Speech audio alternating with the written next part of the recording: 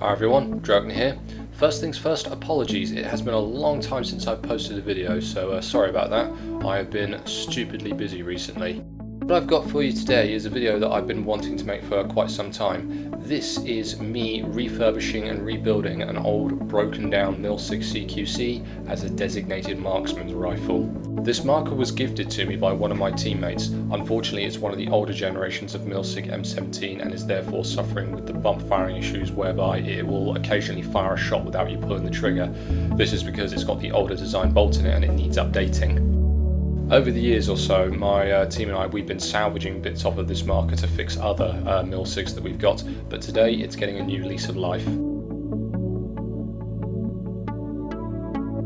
One of the pieces that's missing off of this marker is the bolt reset handle. I actually pinched this to fix my Milsig M17 Elite a little while back, but I've still got the original one.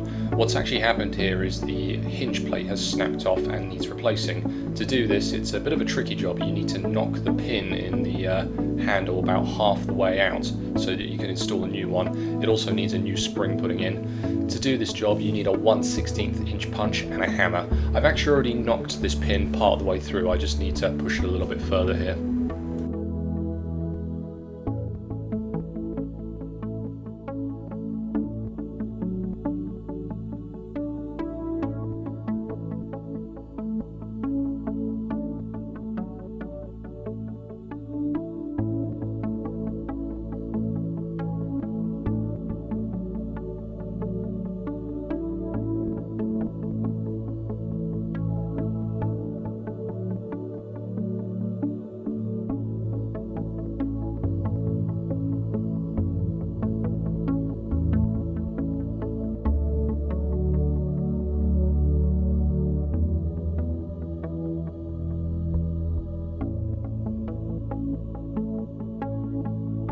Doing this job takes a little bit of patience. What you need to do is you need to put the spring in through the side and then push the hinge plate into place.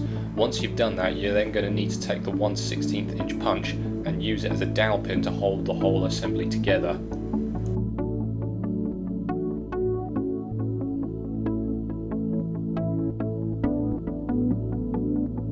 Once you've got the punch positioned and it's holding the assembly together, you can then hammer the pin back into place. To do this, you're going to need to raise the whole assembly up so that things not touching the floor.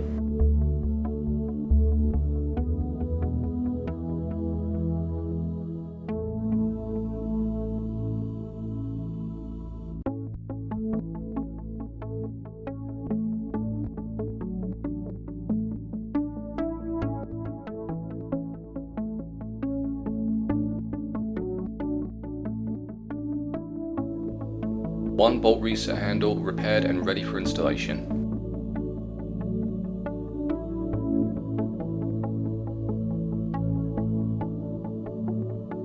To reinstall the bolt reset handle, you need to remove the air chamber and regulator assembly as well as the bolt assembly. I'm going to need to do this anyway to put a new bolt body into the bolt assembly, so start off by removing the cotter pins and clevis pins and the whole assembly pops out.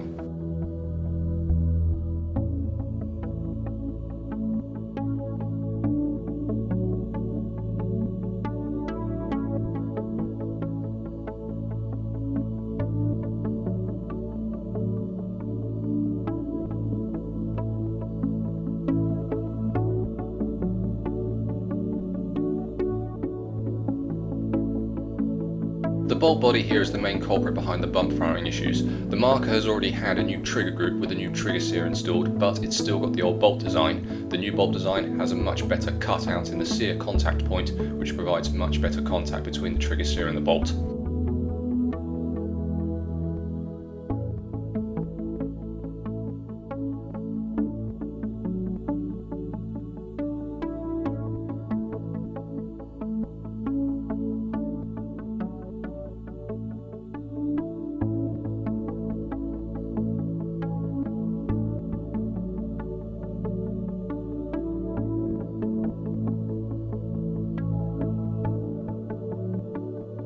Whoever last assembled this bolt did it way too tight. There's actually a rubber bush inside of the bolt assembly which is designed to act as a retaining system for the screw and nut. Unfortunately, because they've done it so tight, I suspect it's probably disintegrated.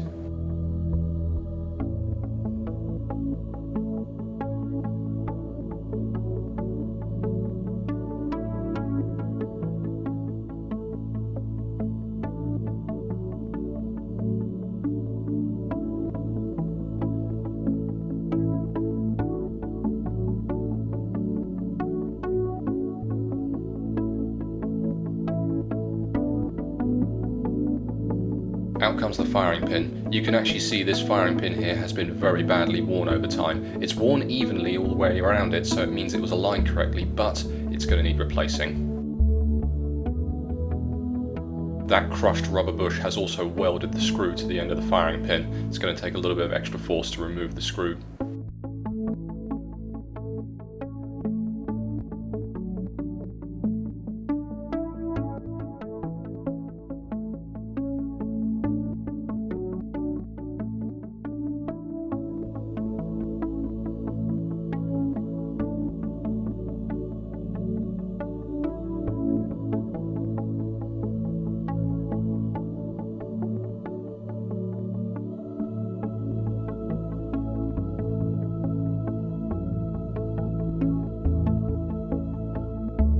Spare parts rebuild kit here contains plenty of spare firing pins. If you own a Milsig and you don't have one of these kits, get one. They are incredibly useful.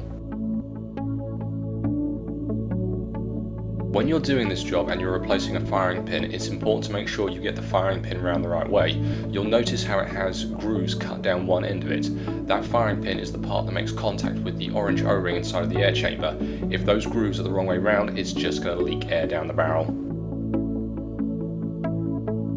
Unfortunately right now I don't have a replacement one of those rubber spacers, so my bolt's going to go back together without it for the time being. I will get one replaced in the future, but for now I'm just going to make sure I do it up tighter so that it won't work itself loose.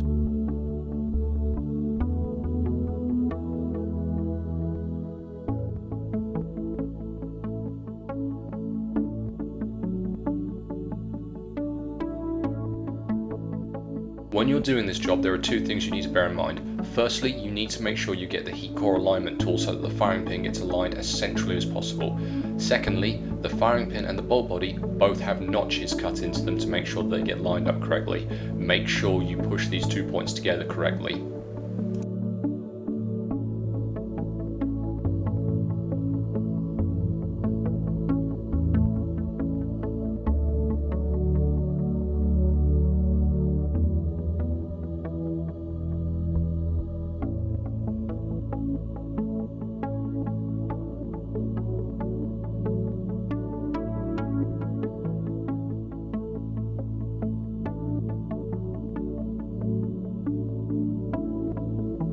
Hopefully when you guys do this job, you will have that rubber spacer inside your bolt. If you do, don't over tighten it.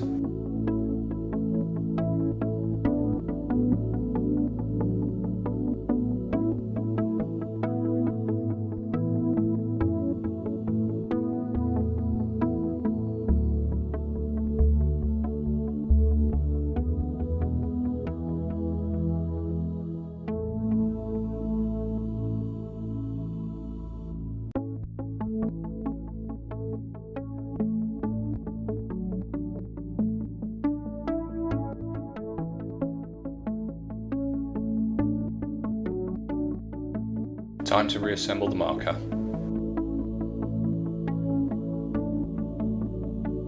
Now I'm not pushing the bolt all the way in here, I need it to be protruding out the back slightly so that when I put the bolt reset handle in, I can line up the guide pin inside of the bolt reset handle correctly. This can be a bit of a tricky job. You need to make sure that the holes on the silver pin on the end of the bolt reset handle are lined up correctly. As you're pushing it in, it has a tendency to try and move about.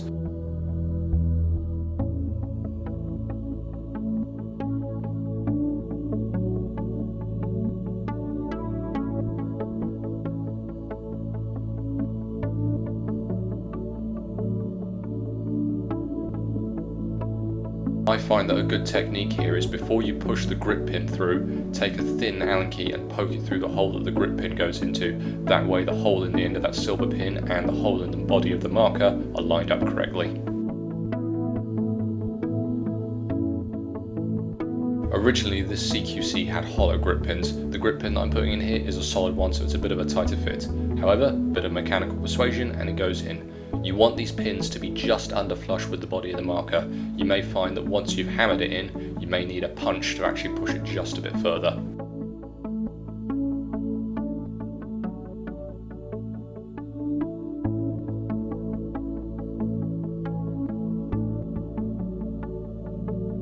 There we go, bolt reset handle reinstalled. There's a small catch on the side of the body of the marker that retaining plate hooks into. Unfortunately right now my marker is missing that, so I'm going to have to make up a replacement before I start using it, but for now I can carry on with the build.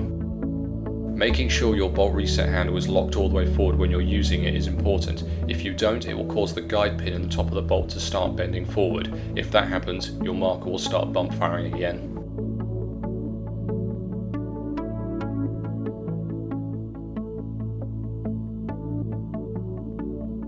That's the repairs taken care of, now time to build it up as a DMR.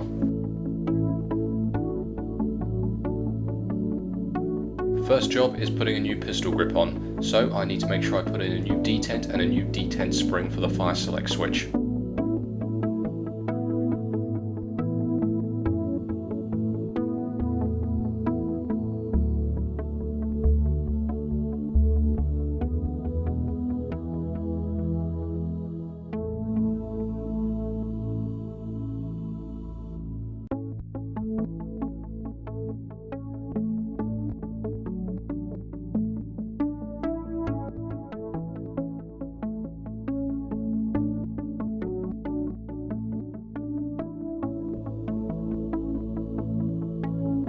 The pistol grip that I'm putting on here is a piece that I've customised myself. It started off life as a standard ergonomic submachine gun pistol grip, but you can see I've added a modified base piece to it. This is so that I can add a rubber shooting support to the base of the pistol grip. This is very synonymous with certain snipers like the Heckler & Koch PSG-1 and also looks really nice.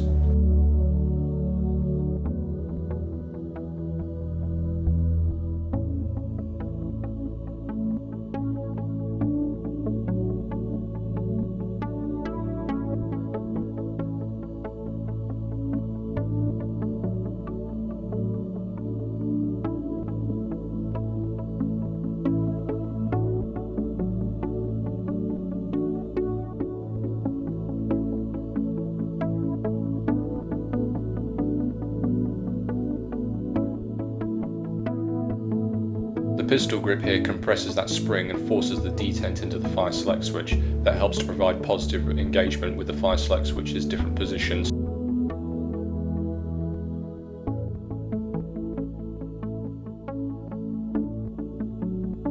What I've got here is a PSI Ops Arbiter barrel block. This is an interface piece which converts the front of your Milsig from Milsig's handguard mounting system to a standard AR-15 barrel nut. This will allow you to fit pretty much any handguard you want to the front of your Milsig. When you're installing one of these, make sure you press it up tight against the front of your marker. If there's any slack between the interface piece and your marker, it will cause your handguard to be able to rock up and down when you're using it.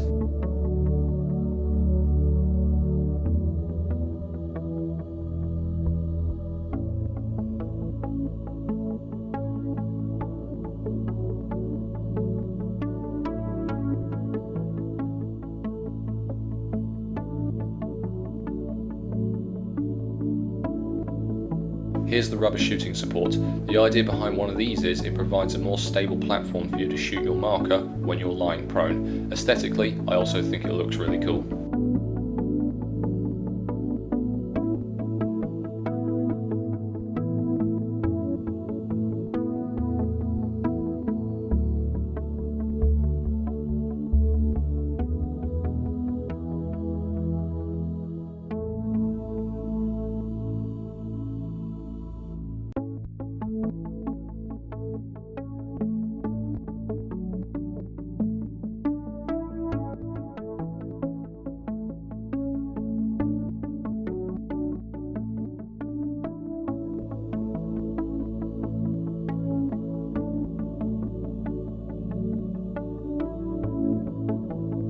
Now the handguard that I've gone for here is a 14-inch keymod rail.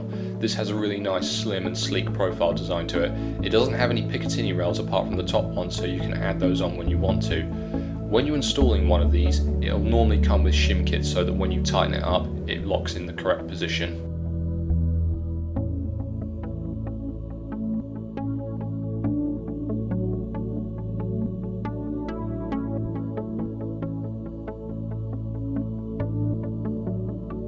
next job here is the stock retaining bar. Now you may notice my stock retaining bar, I've actually filed down part of it.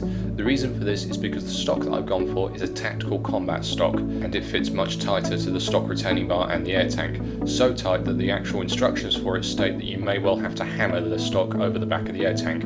That's a terrible design, so I've simply filed my stock retaining bar down, as well as the locking pin inside of the stock.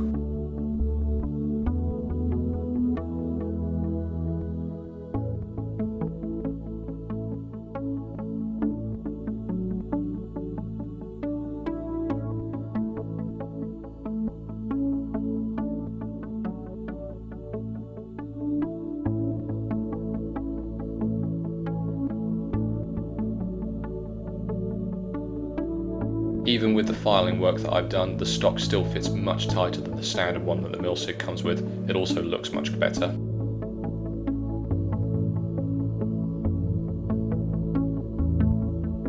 The barrel that I've decided to go for here is a Lapco 14-inch big shot assault barrel with a .687 bore. I've also decided to fit a mock suppressor to it. Both the barrel and the handguard are the same length, so the barrel should sit slightly under flush of the handguard. However, the suppressor will be extruding from the end of it.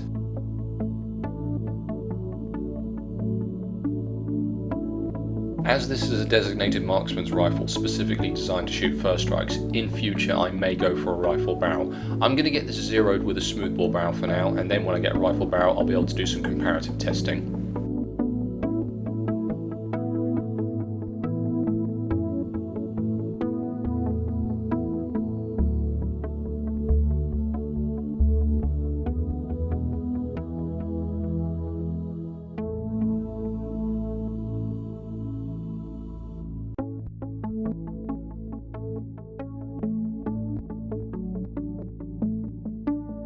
Now I'm not going to use the 18 round first strike magazines designed for the Milsig. What I'm actually using here are the Grizen mags, or Grizen, or however they're pronounced. These are specifically designed for first strikes and they contain 12 shots each. The slimmer and lower profile looks and fits much better with the designated marksman rifle design. Not only that, because they're shorter, it will allow me to shoot more easily from prone because the magazine will not be digging into the floor.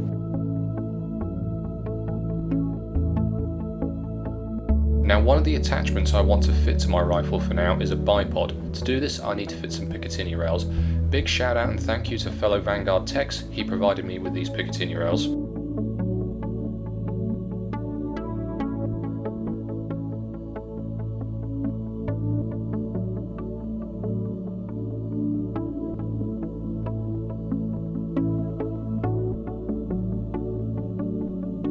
Now some people like bipods, some people don't. I'm fitting one for now, going to see how it runs. Not only that, it will be very, very important for supported shooting when I'm zeroing the marker.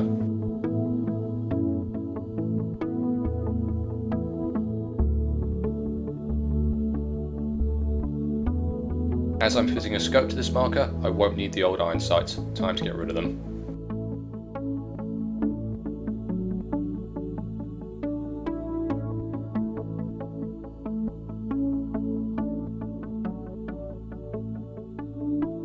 Now when you're installing any sort of optic on a paintball marker, it's important to use a rail riser. The reason for this is very simple. A lot of the time your goggles are going to end up hitting the air tank before you're able to sight down on the optic correctly. Using a rail riser increases the height of the optic and makes it easier to get behind your scope. The rail riser that I'm using here is actually an angled rail riser. This is very important for markers that are designed to shoot long range. The reason for this is because when you're shooting long range, you have to shoot in an arcing trajectory. So by angling your scope downwards by using one of these rail risers, it forces you to point your barrel upwards. This is very important for snipers. Again, big thank you and shout out to Tex. He provided the angled rail riser as well as the scope rings for the scope that I'm now installing.